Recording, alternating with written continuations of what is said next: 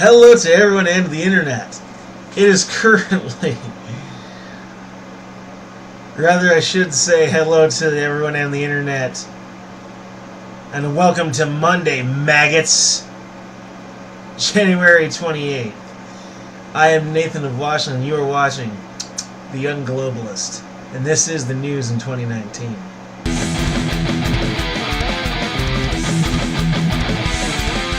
Alright everybody, how y'all doing? If you're wondering about the maggots thing, well, I guess that's just sort of a nickname I've decided to give to my viewers and fans, should I have any. Because basically that phrase, maggots, I think that's how a lot of my viewers are going to be seen by like these big scary politicians, these despotic politicians, the corrupt ones. You're like little maggots that you're just going to crush under their feet. Because they don't care, they just want their power. The modern politician is essentially a criminal. But anyway, particularly in the case of the Democrats and the leaders of the European Union, those guys are on my permanent shit list. But a petition exists to impeach Ruth Bader Ginsburg. And, you know, since the Dems have no one good to offer, they're basically just covering up the fact that Ruth Bader Ginsburg has pneumonia and recently recovered from lung cancer. She's not long for this world, really. I mean, how long do you think a woman her age can live with having that sort of medical history? I mean, seriously. She's not going to be around here for too much longer, believe me.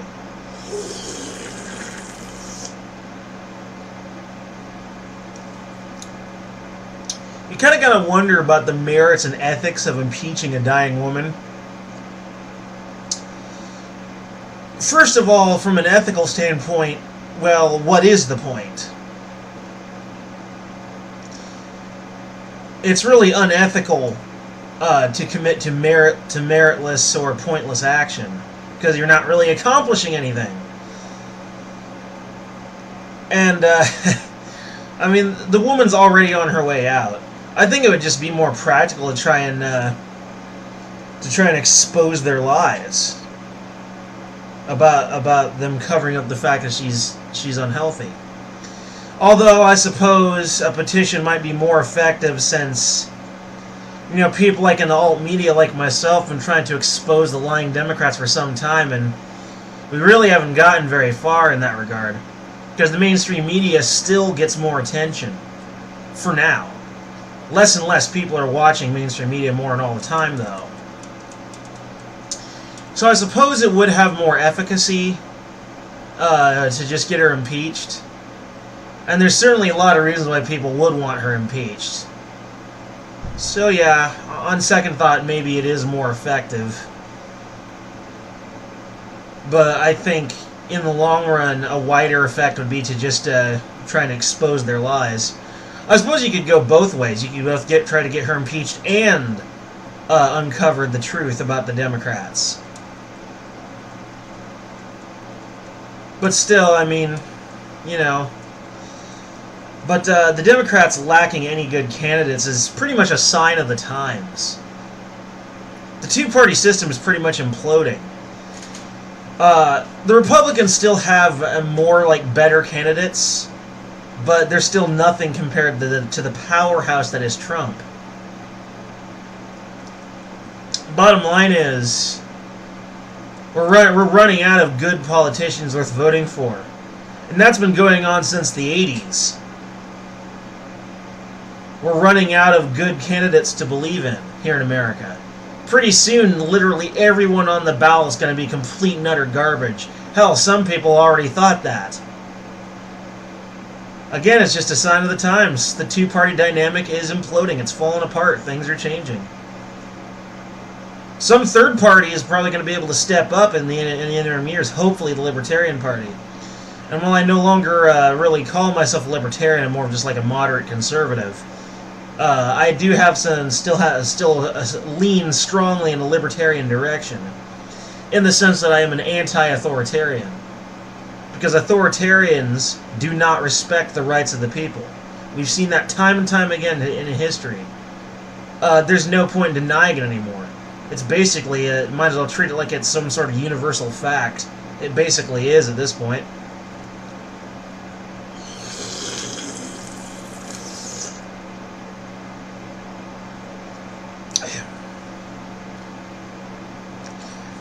So I guess impeaching Ruth Bader Ginsburg is the right way to go.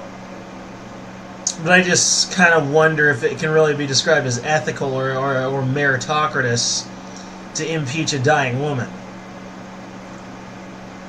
Seems pointless. Might just want to just wait it out until she dies. Not too long from now.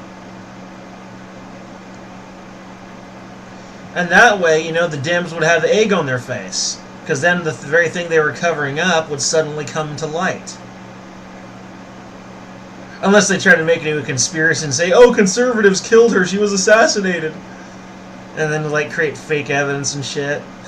It'd certainly make my day. Because then independent journalists like me would have a field day with that shit.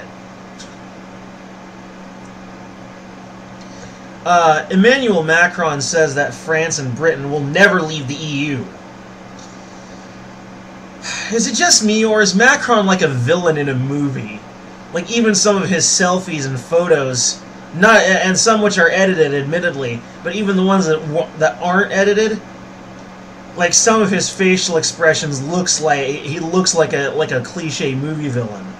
He's like the Merovingian from the second Matrix movie. And I suppose, you know, that was just because he's French, you know. But is it any less true? I mean, come on. But he basically criticizes Brexit supporters by calling their goals, such as more money for the NHS and other public services, as well as saving $36 billion for leaving the EU, impossible. It seems like his whole goal of this criticism is just to kind of muddy the waters. Naturally, he doesn't say how or why the goals are impossible, just that they are. You know, providing no alternative conclusion, thereby muddying the waters. You know, that's what politicians like him do. It's what they all do. It's classic, straight out of the playbook.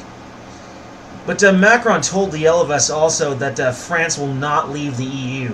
The EU has become pure despotism. It really has. Is it time for a revolution over there? Will my European cousins and their neighbors have to kick some EU ass? Please say yes. Because I'm really tired of hearing about these political sickos over there basically trampling all over your rights. I may be an American, but my ancestors were European. The way I see it, Native Europeans are my cousins. They're related to me by blood, however distantly, and as such I want to see them do well. And I am tired of hearing about you guys basically getting stepped on by these vile EU despots. And don't even try to tell me that that they're anything other than despotic. Don't you even. All they care about is power and influence. That's all they fucking care about. So don't you even. And here's a quote from the man himself. The result is, it's in fact been going on for 2 years now. And those who promised a Brexit literally left within 2 weeks, he added. They didn't even want to govern. Just more of his water muddying. Excuse me about the belch, by the way. Pardon. Yeah, those who voted for Brexit just suddenly left. Did they leave? Well, I'm sure they did. I certainly won't want to jump to any conspiratory ideas here. But perhaps they were encouraged to leave. Because again, they just want them to stay in the EU. They want the EU to stay together and become more and more powerful. And I think they'll say whatever they think they need to say in order to achieve that end. Bottom line is, EU despots like Macron will always ridicule Brexit or other proposals similar in nature to discourage leaving the EU. Because anyone leaves makes them less powerful. Originally, it was about compassionate, well thought out globalism. But now it's gone so much beyond that. Now it's just pure fear and power mongering. Here's a great American quote for your European folks to take into consideration. Politicians are like diapers. Both should be changed frequently for the same reasons. Because they get dirty and they start to stink. One is more literal, the other is more metaphoric.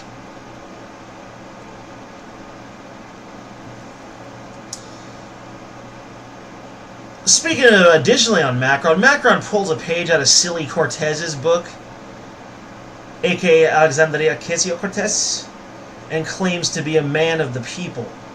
Like he's literally saying, I'm not a rich, wealthy, elitist, educated philosopher. I am a working class representative. I'm a man of the people. Yeah, friggin' right. He's basically an attaché of the big banks. He's a puppet of globalist money hoarders and big banks. That's all he is, man. I mean, come on. That's what all those guys are. Merkel, too. And now, on to American messed up politicians. Hillary Clinton won't give up. She will run again in 2020. Really? At her age? I mean, come on. We now have a line that defines when too young is too young to be president. Don't you think there should be a line where too old is declared to be too old? I mean, come on now. Pretty soon she's going to be an octogenarian, as will Bernie Sanders. Both of them are too old. They end up dying in office from old age or poor health. Then don't forget the fact that Hillary Clinton, while not maybe as unhealthy as Ruth Bader Ginsburg, has had coughing spells and falling over and other serious indications that she's not a healthy woman. She's crazy if she thinks she can run in 2020 again. Even if she wins, she's going to die in office. She'll only get like one term. Or maybe 2/3 of a term. I'm telling you, she must be some kind of masochist, like she actually enjoys suffering and failure. Like she secretly enjoys it a great deal. She secretly loves Trump and wants to get punished by him. What do you want to bet?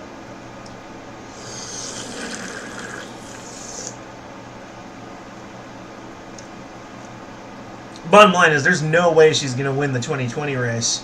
And even if she does, she's going to die in office. Plain and simple. 950,000 illegal aliens registered to vote in Texas. Even with in a state that is conservative, Republican through and through, although there was a tiny blue splash there recently, and friggin' some of the strictest ID voter laws in the country, and yet a bunch of illegal aliens still registered to vote. They found names of non-naturalized, non-citizens in their voter registry. This is why illegal immigration is such a problem. Everything else is just cursory. The biggest problem here is the fact that illegal aliens get registered to vote and they vote left. They vote Democrat every time. It makes the Democrats and the establishment extremely powerful to have that behind them. And right now, Texas is aiming to crack down on it. They want that border wall. And some people say the border wall is just security theater and will be ineffective. I disagree. It'll work. Might not be as well as some people think, but it will work. I hope you the best, Texas. Personally, I think you should just discount Texas from the voting poll countrywide. Throw out all of Texas votes and start over. May seem a little extreme, but there's plenty of other states in the Union. Discount Texas because of all the illegal aliens there that are voting there. Just discount them.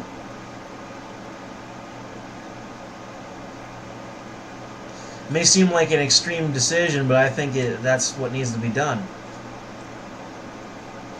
And maybe increase criminal charges for illegal aliens that do that shit. Like, maybe even do some prison time. Make you think twice about doing it. Sometimes I feel like the only way to get people to stop their criminal behavior and start obeying the law is by making the consequences of breaking that law so frightening that they would never dream of doing it. I hate to say it, that sounds incredibly abusive, but I feel like sometimes it's really the only way that it can prevent people from acting that way. The police are now looking to impeach Nancy Pelosi. More than 41,000 federal law enforcement and correctional officers who are not getting paid, including 2,614 Bureau of Alcohol, Tobacco, and Firearms and Explosives, or ATF agents, 16,742 Bureau of Prisons correctional officers, 13,709 FBI agents, 3,600 deputy U.S. Marshals, 4,199 Drug Enforcement Administration (DEA) agents, Homeland Security. Up to 88% of Department of Homeland Security employees were not getting paid, including 3,000 TSA employees. Well, I don't care so much about TSA. 4,000 Customs and Border Protection agents and customs officers. 42,000 Coast Guard employees, all while the Pelosi-led Democrats were still receiving pay and spending money. No wonder that people in the government and the non-government employee members of their like the government employees' family members hate her. Both the employees and their families absolutely despise Nancy Pelosi. During that whole government shutdown, she was breaking the rules, just generally acting like a huge nuisance, and spending money and making money all while everyone else... And Trump was the one who was compassionate and decided to end the shutdown so that these people working for the federal government would finally get their back pay.